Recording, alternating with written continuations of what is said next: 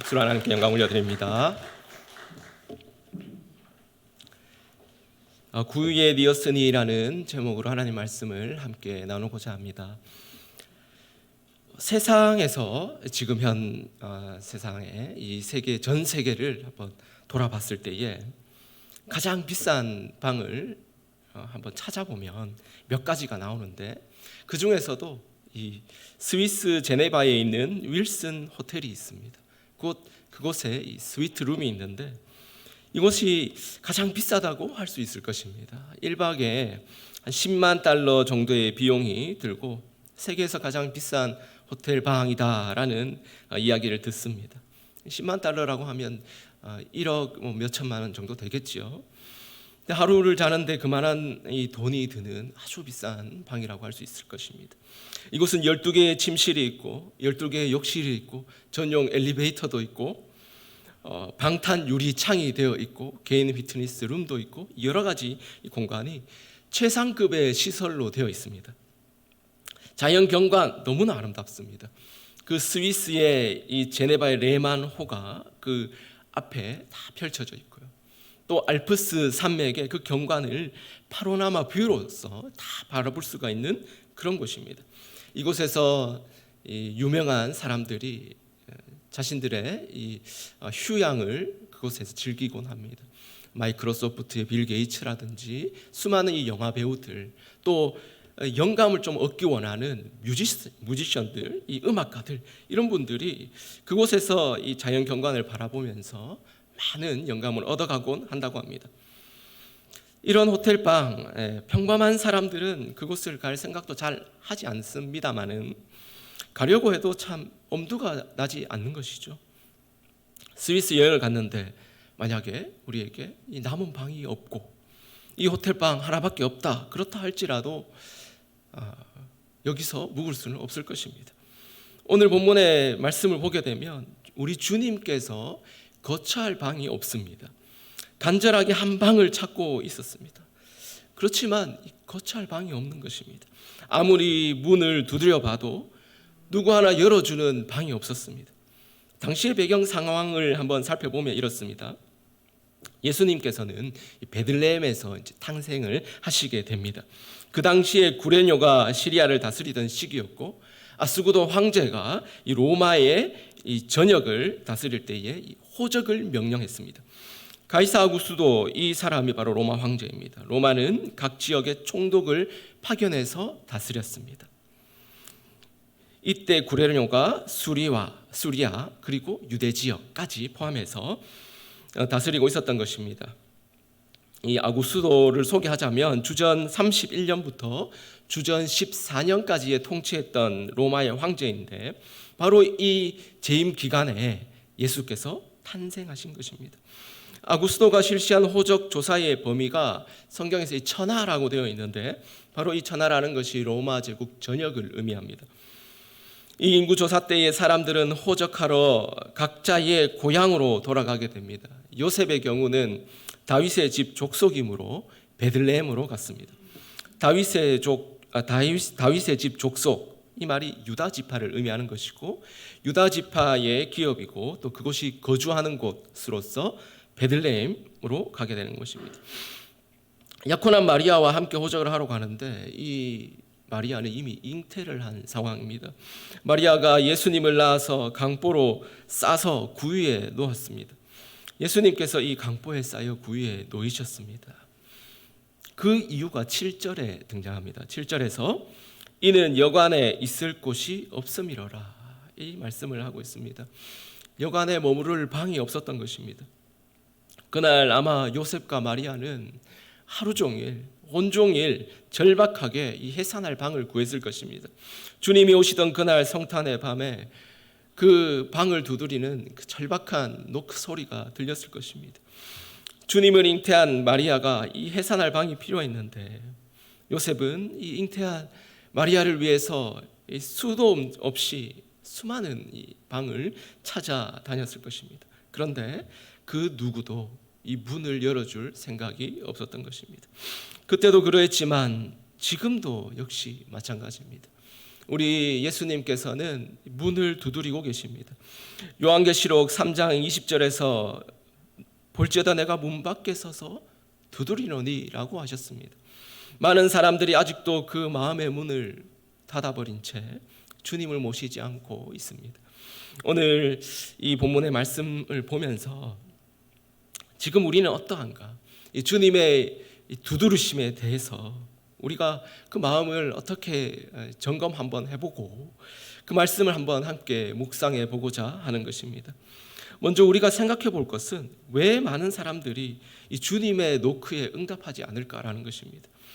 예수님이 탄생하시기 전 그 성탄의 밤도 그랬고 사람들이 이 주님의 노크에 잘 반응을 하지 않습니다. 지금의 우리 수많은 사람들도 마찬가지입니다. 그 이유가 무엇이겠습니까? 그것은 예수님께서 주인으로 오시기 때문이고 예수님께서 왕으로 오시기 때문입니다. 만약 예수님께서 일꾼으로 오신다 그러면 마음을 가볍게 열어줄 수 있을 것입니다. 주인이 아니라 일꾼으로, 내가 고용한 일꾼으로 온다면 아주 쉽게 문을 열어줄 것입니다. 친구로 온다, 그렇게 생각해도 꽤 쉽게 열어줄 수 있습니다. 일하러 온 사람이라면 그저 그 일에 대한 합당한 돈을 지급해주고 일을 시키고 헤어지면 그만입니다. 친구다, 마찬가지입니다. 즐겁게 놀다가 내가 주고 싶은 것만 주면서 대접하다가 보내주면 될 일입니다. 그런데 주님께서는 주인으로 오십니다. 나의 왕으로 오시고 주인으로 오시고 나의 하나님으로 오시는 것입니다. 그래서 많은 이들은 어쩌면 주님을 모시기에 부담스러워하는 것입니다. 로버트 멍어의 내 마음 그리스도의 집을 보면 예수님을 나의 주인으로 모시는 그 과정이 나타나고 있는데 그것을 어떻게 묘사하고 있냐면 나의 집으로 이 초대를 하고 집안 곳곳에 방을 소개해드리는 그런 모습으로 등장하고 있습니다. 서재를 보여드리고 주방을 보여드리고 거실을 오픈합니다. 모든 것을 오픈하면서 다 하나하나 보여드리는데 오락실, 침실 이런 곳에 가서는 뭔가 좀 숨기고 싶은 것이 있는 것입니다. 그래서 보여드릴 수 없다 이런 말도 합니다. 내가 주인이고 예수님은 그저 내 집에 오신 불편한 손님이 되어버리는 것입니다. 그래서 선택적으로 보여주고 싶은 것만 보여주는 것이죠. 그러나 주님은 우리의 삶의 주인으로 오시는 분이십니다. 그래서 이 책에서 말하고자 하는 것은 이 집에 대한 온전한 명의 이전이 필요하다는 것입니다. 내 집에 손님을 초대하는 개념이 아니라 하나님께서 이 집의 주인으로 오셔야 되고 나의 주인으로 오셔야 하며 모든 권한은 주님께 있음을 인정해야 한다는 것입니다. 우리는 모든 권한을 주님께 맡겨야 합니다. 주님이 나의 주인이 되시고 내 집의 주인이 되시고 주님과 함께 동행하며 살아가는 것입니다. 그와 더불어 먹고 마시고 함께 살아가는 것입니다. 성경에서 보게 되면 예수님은 참 부담스러운 존재, 그것을 더 넘어서서 이 헤롯 왕이 어떻게 받아들이냐 하면 죽여야 하는 존재로 받아들입니다. 마태복음 2장에서 헤롯 왕이 예수님의 탄생에 대해 어떻게 반응하는지를 볼 수가 있습니다. 예수님께서는 헤롯 왕 때에 유대 땅 베들레헴에서 태어나셨는데 이때 마태복음에서는 이 동방박사의 이야기가 나옵니다. 동방박사들이 예루살렘에 와서 헤롯 왕에게 묻습니다. 유대인으로 나신 이가 도대체 어디에 있느냐? 우리가 동방에서 그 별을 보고 따라왔습니다. 그에게 경배하고 싶습니다. 이렇게 이야기를 했습니다. 근데 이에 대해서 헤롯 왕이 온 예루살렘이 소동하였다라고 합니다. 그러면서 헤롯 왕이 이 모든 사람들을 모읍니다. 대제사장 모으고 서기관들을 모아서 묻습니다. 이 사람 그리스도가 예언되어 있는데 도대체 어디에서 날 것이냐? 그들이 다 말해주기를 베들레헴에서 납니다. 그래서 이것을 동방박사가 알게 되고 동방박사가 베들레헴으로 갑니다. 거기 가서 헤롯 왕이 거기 가면 만약에 아기를 발견하면 반드시 나에게 알려달라고 이야기를 했습니다. 헤롯은 그 아기를 찾아서 죽이려고 그렇게 한 것입니다. 동방 박사들이 아기 예수님을 찾아갔었죠. 그래서 그 아이들을 아기 예수님을 보고 엎드려 경배하고 보배압을 열었고 황금, 유향, 모략을 예물로 드렸습니다. 근데 이 동방 박사에게 이 예언의 꿈이 들어왔고 그 꿈에서는 절대로 헤롯에게 알리지 말라, 가지 말라라는 지시를 받습니다. 그렇게 해서 그 동방 박사들은 고국으로 돌아갔습니다. 나중에 이 일을 알게 되고 헤롯 이 왕이 2세 이하의 아이를 다 죽이라라는 명령을 합니다. 마태복음 2장 16절에서 이렇게 말씀을 하는데요. 이에 헤롯이 박사들에게 속은 줄 알고 심히 노하여 사람을 보내어 베들레헴과 그 모든 지경 안에 있는 사내 아이를 박사들에게 자세히 알아본 그때를 기준으로 해서 2살부터 그 아래로 다 죽이니. 살인의 광경입니다. 헤롯 왕이 예수님을 맞이하는 자세는 죽이는 것이었습니다. 그저 평범한 아기가 태어나는 일이었다면 헤롯 왕도 관심이 없었을 것입니다. 아기를 찾아 죽이려는 그런 시도 없었을 것입니다.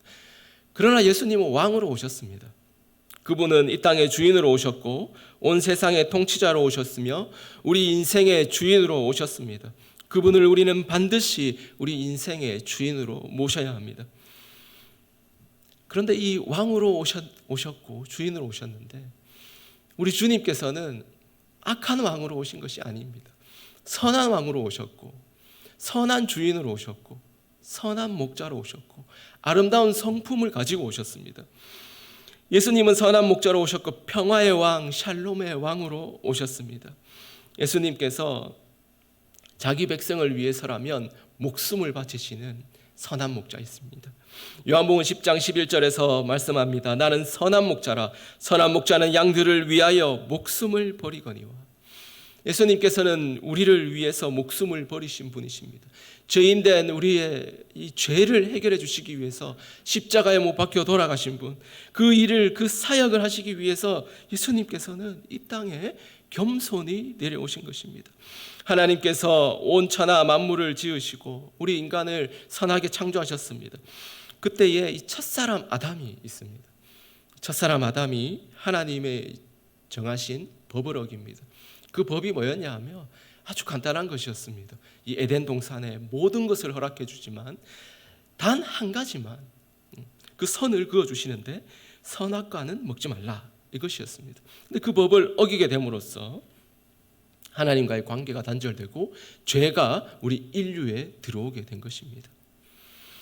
로마서 5장 12절에서 말씀합니다. 그러므로 한 사람으로 말미암아 죄가 세상에 들어오고 죄로 말미암아 사망이 들어왔나니 이와 같이 모든 사람이 죄를 지었으므로 사망이 모든 사람에게 이르렀느니라.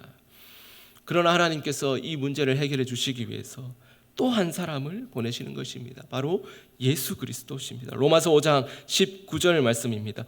한 사람이 순종하지 아니함으로 많은 사람이 죄인 된 것 같이 한 사람이 순종하심으로 많은 사람이 의인이 되리라. 예수님의 그 순종하심으로 우리 죄인들이 이제 의인으로서 변화함을 받게 되는 것입니다. 의인으로 칭함을 받게 되는 것입니다. 예수님께서는 우리를 죄에서 구원하시기 위해서 죽으시고 부활하셨습니다. 죄의 노예에서 해방시켜 주시고 우리를 주의 백성 삼아 주셨고 우리를 주의 자녀 삼아 주셨습니다. 예수님은 선한 목자십니다. 그러기에 우리는 그분을 주인으로 받아들이고 충분히 따라가도 되는 것입니다. 또한 예수님은 우리에게 평화를 주시는 샬롬의 왕으로 오셨습니다. 예수님은 하나님과의 그 깨어진 관계를 화평으로 이어주셨습니다. 하나님과의 관계가 회복되었기 때문에 우리는 그 화평을 가지고 평화를 가지고 살아갈 수 있고 성탄을 맞이하여 화평을 전하는 사람으로 살아갈 수가 있는 것입니다. 로마서 5장 1절에서 말씀합니다. 그러므로 우리가 믿음으로 의롭다 하심을 받았으니 우리 주 예수 그리스도로 말미암아 하나님과 화평을 누리자. 사랑하는 여러분, 우리는 우리의 마음을 활짝 열어야 합니다. 그래서 주님을 기쁨으로 감사로 모셔드려야 합니다. 우리의 선한 목자시요 평화의 왕이신 그분을 나의 주인이요 나의 왕이요 나의 하나님으로 모셔드려야 하는 것입니다. 2000년 전 이 헤롯과 대제사장들, 서기관들, 많은 사람들이 주님을 제대로 모시질 못했습니다. 라오디게아 교회의 그 미지근한 성도들 역시 그랬습니다. 그래서 예수님께서 문을 두드린다 말씀하셨던 것입니다. 어쩌면 지금 우리의 마음 문도 하나님께서는 계속해서 두드리시며 그 마음 문을 활짝 열어라고 말씀하고 있습니다. 가장 비싼 방은 어쩌면 우리의 마음 문일 수도 있습니다. 그 마음 문을 활짝 열어주시길 바랍니다. 계시록 3장 20절 말씀합니다. 볼지어다 내가 문 밖에 서서 두드리노니 누구든지 내 음성을 듣고 문을 열면 내가 그에게로 들어가 그와 더불어 먹고 그는 나와 더불어 먹으리라. 아멘. 성령께서 우리의 마음을 감화시켜 주시고 주님을 향한 그 사랑과 감사로 마음 문을 활짝 열 수 있기를 바랍니다. 그래서 이 성탄에 다시 한번 우리의 마음을 점검하고 주와 더불어 먹고 주와 더불어 살아갈 수 있는 우리 모두가 될 수 있기를 바랍니다. 이 시간에 함께 기도하겠습니다.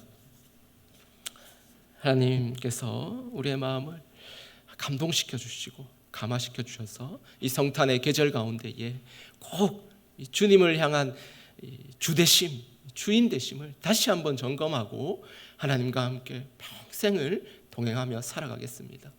이러한 기도의 제목을 가지고 우리 함께 기도하며 나아가겠습니다. 기도하겠습니다.